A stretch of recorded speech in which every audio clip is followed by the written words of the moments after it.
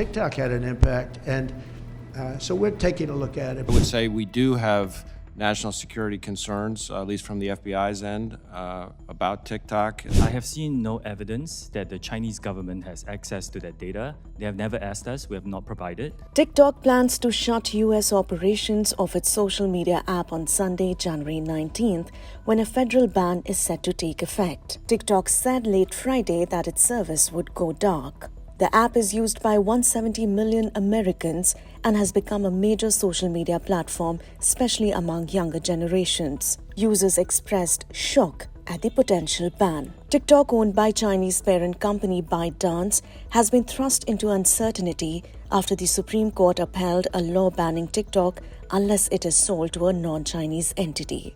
The court's unanimous 9-0 decision on Friday has left TikTok users in limbo. The ruling came after concerns that China could use the app to collect sensitive data on millions of US citizens for potential espionage. If the app is not sold by the deadline, it will be banned in the US. President-elect Donald Trump has said he wants to keep TikTok operating in the US. Here is a detailed list of US allegations against the company and its parent, ByteDance.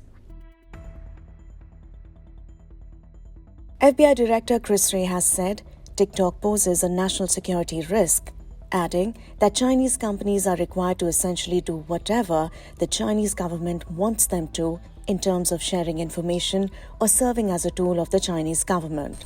You've highlighted two very, very important threats. One, of course, something we're all concerned about, which is the threat to our youth online. But the second is the threat specifically from the Chinese government and the Chinese Communist Party and the ways in which their laws are used as an aggressive weapon against companies, both U.S. companies and Chinese companies. Under Chinese law, Chinese companies are required to essentially, and I'm going to shorthand here, basically do whatever the Chinese government wants them to in terms of sharing information or serving as a tool of the Chinese government.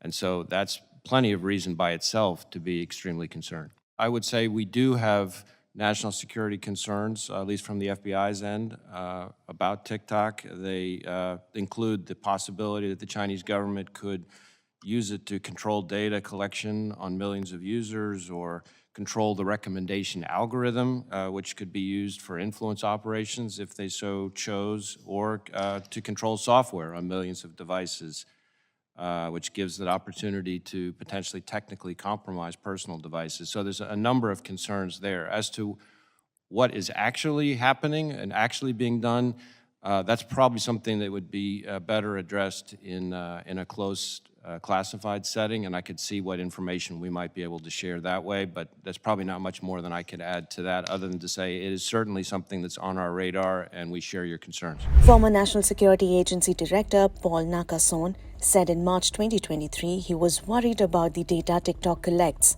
the algorithm used to disperse information to users, and the control of who has the algorithm. How concerned are you about TikTok and the influence that they're having on American kids?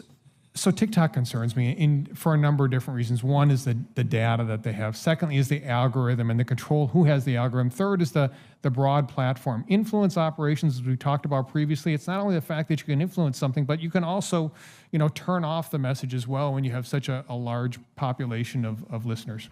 Members of Congress have complained the Chinese government has a golden share in ByteDance, giving it power over TikTok.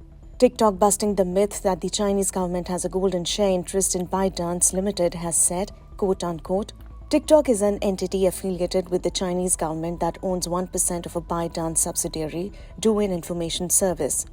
This is a common arrangement for companies operating news and information platforms in China.